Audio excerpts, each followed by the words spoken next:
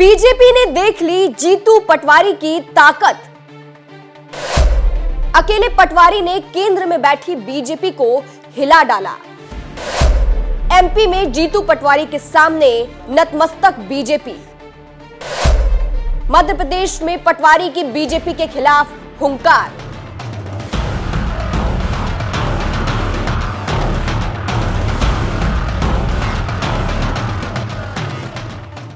नमस्कार, मैं हूं आपके साथ सृष्टि श्रीवास्तव। मध्य प्रदेश में कांग्रेस के नए प्रदेश अध्यक्ष जीतू पटवारी ने मोर्चा संभाल लिया है। जीतू पटवारी अब एमपी बीजेपी के लिए गले की फांस बन गए हैं। कमलनाथ को कांग्रेस के प्रदेश अध्यक्ष के पद से हटाया गया। जीतू पटवारी को राज्य का जिम्मा सौंपा गया और इस जिम्मेदारी को पटवारी बखूबी निभा रहे हैं। वैसे तो पटवारी का रौब रुतबा सभी जानते हैं। जीतू पटवारी की गिनती शुरू से ही ऐसे नेताओं में हुई है जो एक बार अड़ गए तो बस अड़ ही जाते हैं।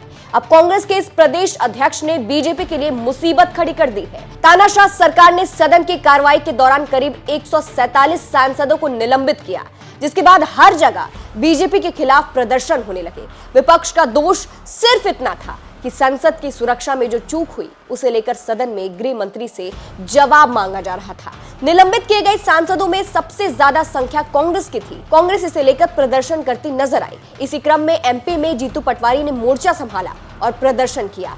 इसकी कमान संभाली जीतू पटवारी ने। इसके अलावा एक और ऐसा मुद्दा था जिसे लेकर हालात इतने खराब हो गए कि नए सीएम मोहन यादव को सदन में आकर सफाई देनी पड़ी। दरअसल बीजेपी ने सत्ता में आने के लिए कई बड़े बड़े वादे किए थे, कई योजनाएं चलाने के दावे किए थे, लेकिन अब हालात ये है कि पहले से चली आ रही योजनाओं को भी बंद करने की कोशिश की जा रही है। लेकिन जब जीतू पटवारी ने इसे लेकर आवाज उठाई तो एमपी बीजेपी भी हिल गई। दरअसल शिवराज सिंह चौहान को साइड करने के बाद बीजेपी और नए सीएम उनकी योजनाओं को भी साइड करने लगे थे, इसकी कोशिश में थे। यहां तक की खबरें थी कि बीजेपी हाईकमान के इशारे पर सब कुछ हो चुका है, लेकिन विपक्ष ने इस मुद्दे को उठा लिया। जीतू पटवारी ने सरकार के खिलाफ मोर्चा खोल दिया, जिसके बाद बीजेपी बैकफुट पर आ गई। जीतू पटवारी ने साफ तौर पर एमपी की महिलाओं से कहा कि चाहे आज शिवराज सिंह चौहान सीएम नहीं बने, आपके भैया सीएम की कुर्सी से चले गए, लेकिन आपका जीतू भाई आ गया है जो मोहन यादव से आपको आपका हक दिलाकर रहेगा। चाहे शिवराज भैया चले गए हैं, लेकिन जीतू भैया अभी है। हमारे मुख्यमंत्री जी का कल मैंने भाषण सुना। जब अंदर वो विधानसभा में बोल रहे थे तो उन्होंने कहा कि हमारे लिए जो ये वचन पत्र है ये गीता और बाइबल की तरह है। हम इसको रामायण और महाभारत की तरह इसका एक एक जो हमने अक्षर से किया है उसका पालन किया। मैं अनुरोध करना चाहता हूं आदरणीय मुख्यमंत्री जी आपसे, जो पिछला घोषणा पत्र था आपका वो 30-35% से ज्यादा पूरा ही नहीं हुआ। आपको जाना इस दिशा में था, आप चले गए उस दिशा में। जब पिछला इतिहास आपका ऐसा है, आपके पूर्व मुख्यमंत्री जिन्होंने 18,000 घोषणाएं जो आज भी अधूरी है, और ये कोई भाषण की बात नहीं है, आरोप की बात नहीं है, विधानसभा के प्रश्न के उत्तर की बात है, तो आपकी बात का कैसे भरोसा किया जाए। मैं मीडिया के माध्यम से फिर मुख्यमंत्री से अनुरोध करना चाहता हूं कि आपने जो वादे और विचार शिवराज सिंह जी ने देश की जनता को, प्रदेश की जनता को बताया, हमारे बहनों से 3,000 रुपया हर महीने आपके खाते में डालूंगा, लाडली बहना से कैसे कैसे रिश्ते बनाए, लाडली बहना को गले लगाया, उसके आंसू पोंछे, उसके सामने रोए गाए और उसकी भावनाओं से खेले। और अब आप प्रोविजन करेंगे 3,000 रुपया आपको पहली कैबिनेट में उन बेटियों को, उन बहनों की रक्षा के और सुरक्षा के लिए देना था, जो आपने नहीं दिए। ये विश्वासघात नहीं तो क्या है, और ये लोकतांत्रिक नहीं है तो क्या है। मैं अनुरोध करना चाहता हूं कि धान की खरीदी आपने कहा है 3100 रुपए में होगी।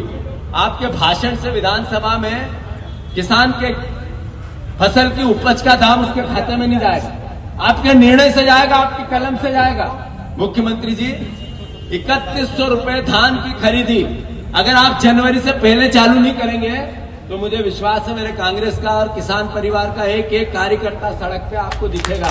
मैं अनुरोध करना चाहता हूं, आपको सचेत करना चाहता हूं, आपसे मुख्यमंत्री जी आपसे अनुरोध करना चाहता हूं। जहां भी गेहूं के दाम की भी बात आएगी, जब खरीदी और हमारे रजिस्ट्रेशन की भी बात आएगी, तब आपने 3,000 की मांग किसानों ने की थी, गांव-गांव की थी।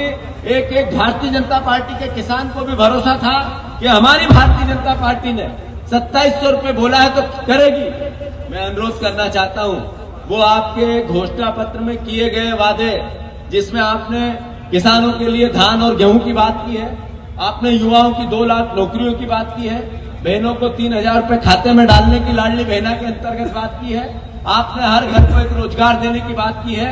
आपका रामायण और महाभारत जैसा घोषणा पत्र, उसका इम्प्लीमेंट आपने नहीं किया, तो कांग्रेस पार्टी का एक एक युवा साथी, एक एक कार्यकर्ता, एक एक सीनियर हमारा जो परिवार का है, मैं मानता हूं कि एक एक परिवार का साथी आपके खिलाफ सड़कों पर आम जनता की लड़ाई लड़ने के लिए खड़ा रहेगा।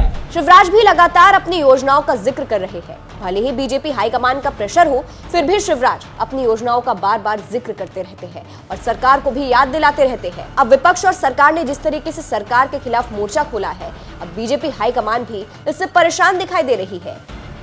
शिवराज के विदा होने के बाद जीतू पटवारी ने महिलाओं के हक के लिए लड़ने की बात कही, तो वहीं शिवराज ने भी कहा कि वो समय समय पर सरकार को योजनाओं के बारे में याद दिलाते रहेंगे। अब विपक्ष के हंगामे के बाद मोहन यादव को सदन में इसे लेकर सफाई पेश करनी पड़ी है। सुनिए कैसे बीजेपी बैकफुट पर आई और मोहन यादव को लेकर सदन में कहना पड़ा कि कोई भी योजना बंद नहीं होगी। ये वही मोहन यादव है जिन्होंने अपनी पहली प्रेस कॉन्फ्रेंस में इस योजना को लेकर एक शब्द भी नहीं बोला था, लेकिन अब सदन में उन्हें सफाई देनी पड़ रही है। से कई और मद हैं, जिन मदों को मैं उल्लेख करूंगा तो लंबा हो जाएगा, लेकिन प्रत्येक मद में भारत सरकार में यशस्वी मोदी जी ने अपनी राशि को 3 गुना 4 गुना किया। कुल मिला के राज्य बजट का आधे से ज्यादा हिस्सा इसी प्रकार से हमारी योजनाओं के माध्यम से मिल रहा है। इसी कारण से हमारा ये बजट बढ़ करके पर्याप्त रूप से सारी योजनाओं को पूरा करने वाला हुआ। कुछ विषय अपने बीच में आए, कोई योजना पूरी नहीं होगी, बंद हो जाएगी, ये अनावश्यक डर है।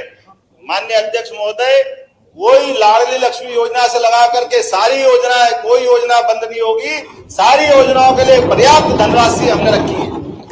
इसी प्रकार से गैस कनेक्शन की बात है, गैस कनेक्शन की राशि भी सभी को बराबर मिलेगी, किसी की कोई राशि नहीं कटेगी। अगर इन्होंने बोला योजना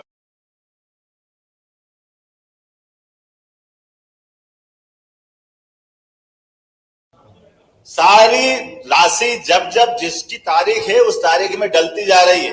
अब ये अलग बात है, आपको जानकारी नहीं तो मैं क्या कर सकता हूं? मेरा अनुरोध है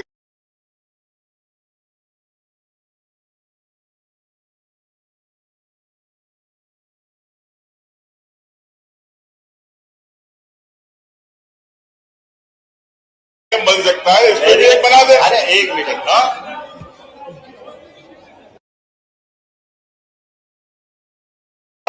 माननीय मोदी जी को धन्यवाद दो, जिनने कहा कि कुल 4 जातियां, उसमें बहनों को भी एक, उनने महिलाओं के लिए भी रखा है, महिला, युवा, गरीब, किसान। अब आप उसमें महिला सशक्तिकरण की योजना में कानून बना रहे हैं। अब आपके लोग तो वहां बाहर काला लेके घूम रहे हैं दिल्ली में, मैं क्या करूं? आप उनको समझाओ कि भैया उनके लिए हम सब तैयार है। अगर आप यूनानिमस तैयार हो तो मैं आपके साथ खड़ा हूं। बहनों के लिए जो बेहतर हो सकता है, यशस्वी प्रधानमंत्री नरेंद्र मोदी जी के नेतृत्व में भारत की सारी राज्य सरकार इस दिशा में आगे बढ़ रही है। अब ये अपनी चर्चा बाद में कर लेंगे, थोड़ा और भी मौका मिलेगा।